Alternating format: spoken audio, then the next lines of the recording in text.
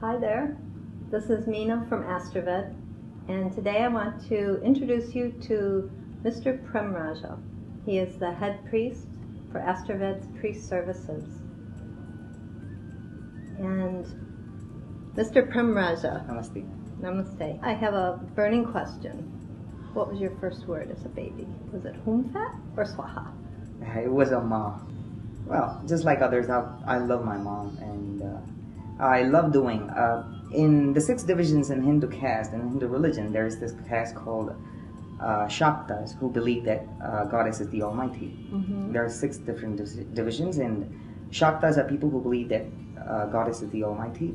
And I'm pretty much into that cause, because I met my co-mates, my friends are all Shaktas mainly, and I've been conducting a lot of rituals with them, and being with them, I belong to a Shaivite family. We believe that Shiva is the Almighty, but being with them and conducting rituals with them has always made me feel that, you know, I should have belonged to the Shakta caste rather than being Shaivite. I could see you as a Shakta priest. I mean, you seem very much to respect and honor the goddess, and I think a lot of the goddess comes in during your homas. I do wonder though, when I watch you perform a homa,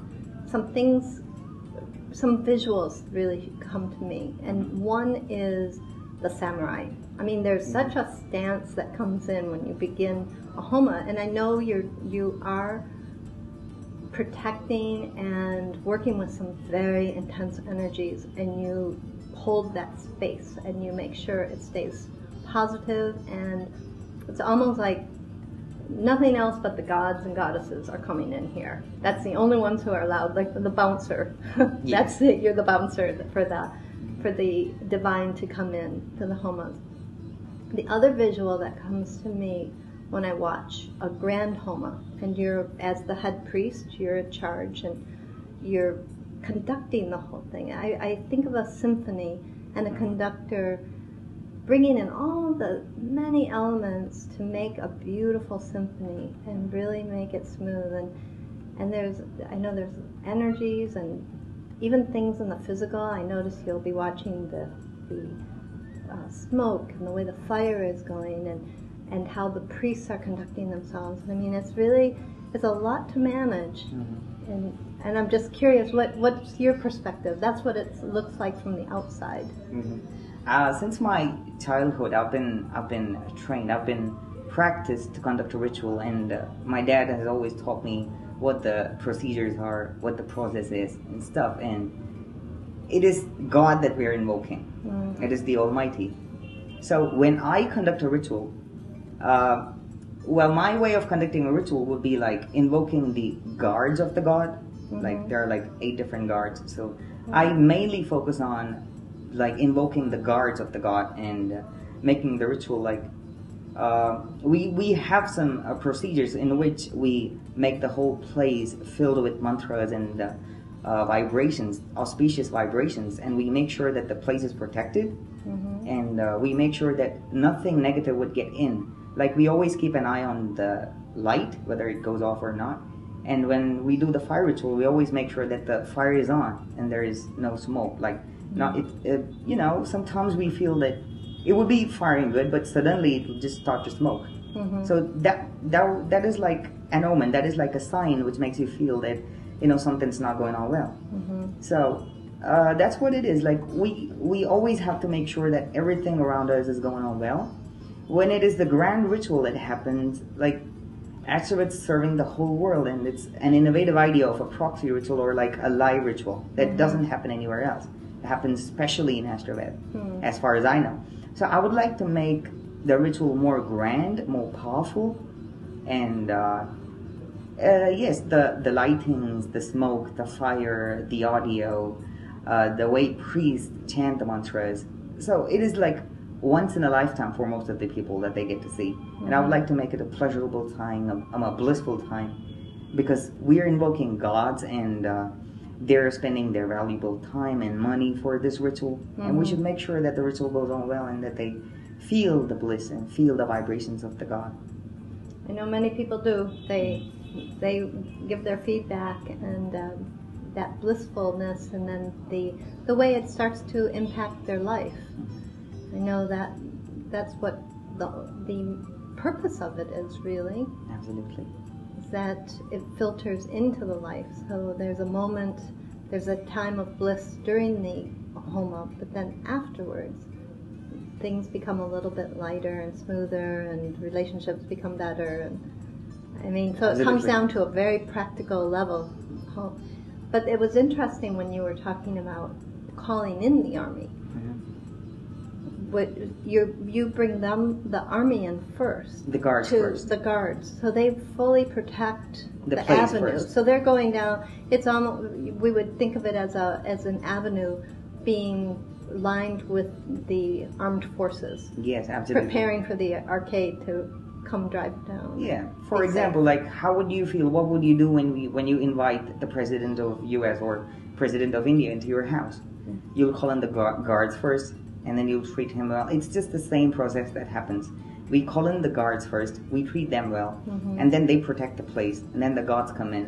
It's just like the basic tradition of India that turned into, that is basically, or I should put it this way, it was, the tradition got created by the ways, the processes, and the ritual.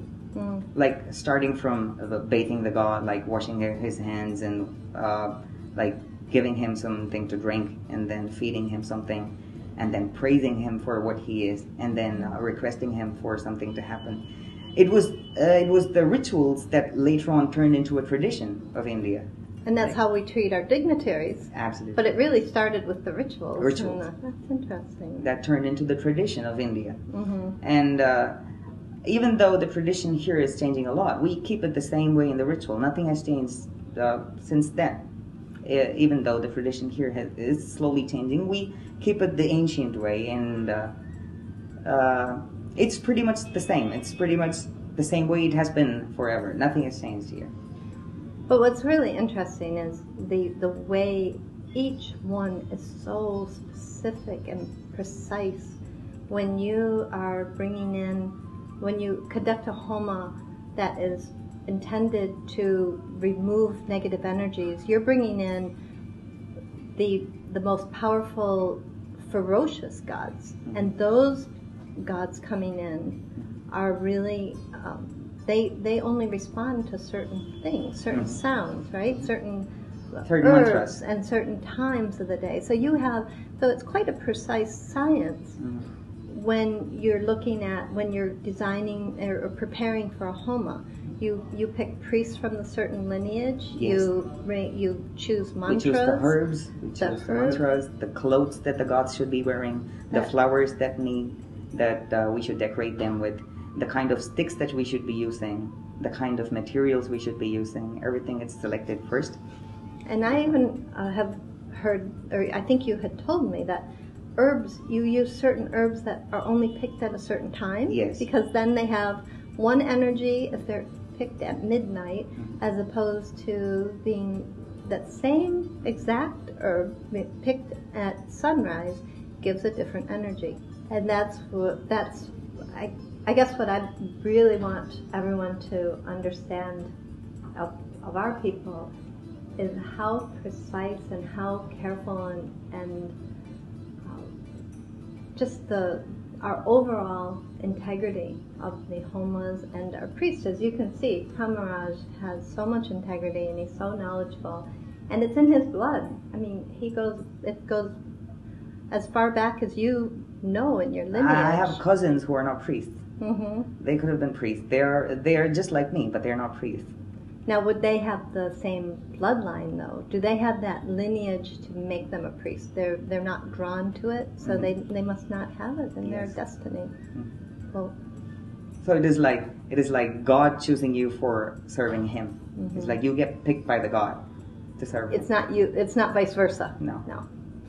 It's by God. Prem Raja, it's been really great talking to you today. Thanks. And I hope to see you more and we can talk further on this subject. Thank you.